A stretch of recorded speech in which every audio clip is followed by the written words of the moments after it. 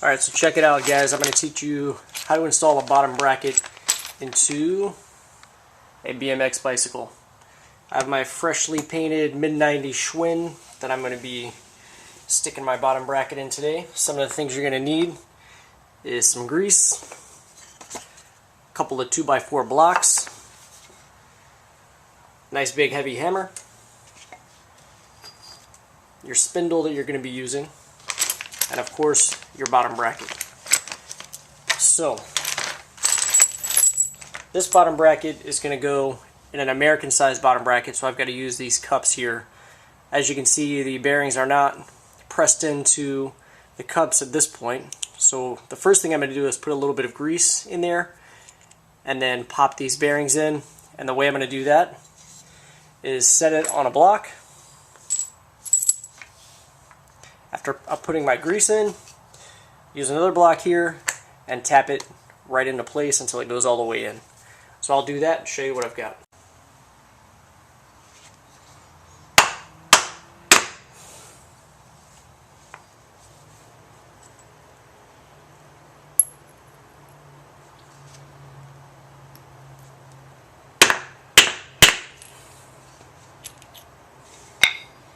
Make sure it goes all the way in, that it's completely seated on the back. So the next step is to find out what size spacers you need to go on your bottom bracket. And the way you do this is take your spacer, put it between your cups, and then see what's going to fit on there. As you can see, this is just a little bit too small. I needed it to be a little bit wider.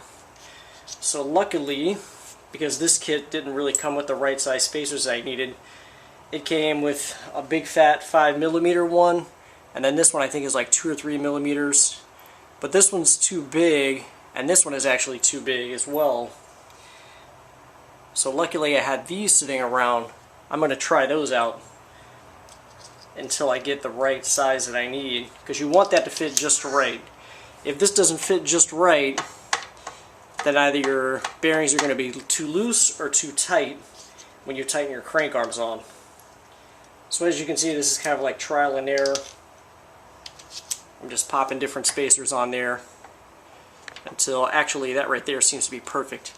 So I'm going to be using the big fat spacer that came with it and 2 of these little small ones.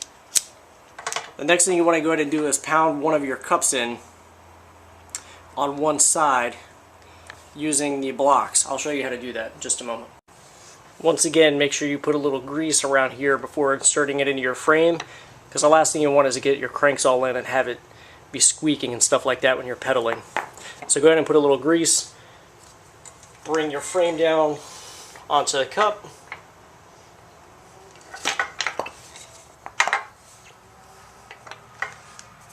use your block of wood, tap everything in place.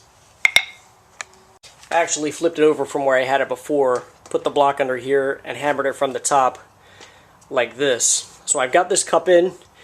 Doing the other side is where it gets a little bit tricky. You've got to flip everything over, obviously, work from the other side.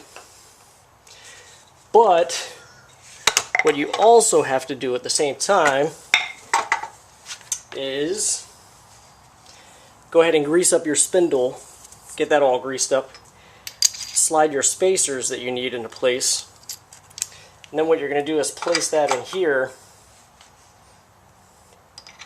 and then pound your bearing cup in from this side. And that's where it's going to get a little bit tricky, because you're going to have to kind of work around each side of the spindle here. Move that up so you can see a little better.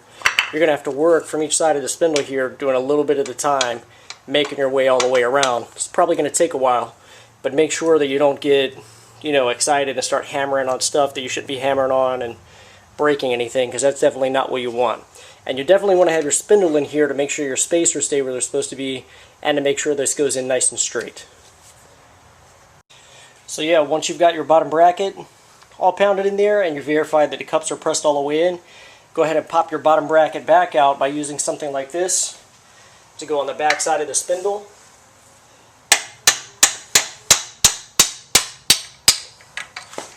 Just kind of knock it out of there. Make sure you've got plenty of grease all up in here, all over your spindle, all over your splines.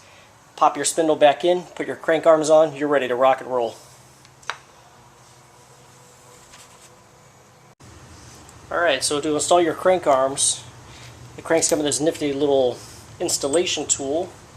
You grab a crank arm, make sure you're putting it on the right side of the bike, so this is the left side crank arm. It's going to go on the left side of the bike, as if you're riding it. And then you just start screwing it into the spindle, and that will pull the crank arm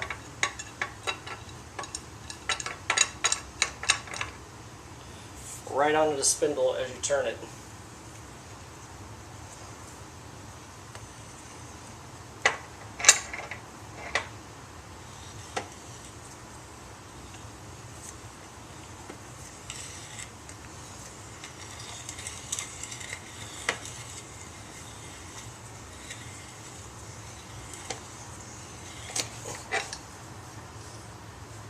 You get the idea. So do that on the left side, do that on the right side, make sure you've got your spacers there, make sure you've got your sprocket installed that you want to use, and that's it.